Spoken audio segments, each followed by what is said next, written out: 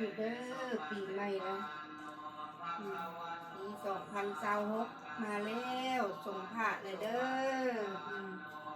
ขอให้ครอบครัวอยู่เย็นเป็นสุขลูกหลานทุกกันเด้อครอบครัวปัสนาเองพันธลีเงินพันดาลุงวงเนาะพันเนาะกับจอนี่เจนนิเฟอร์หลานเมียพันดาลุงวง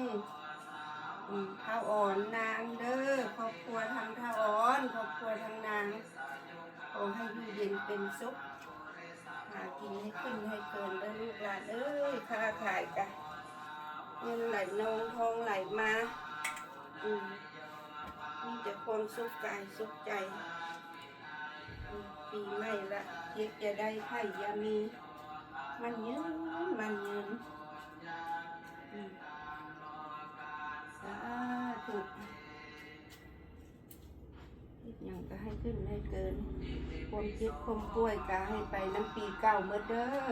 สาธุสาธุสาธุ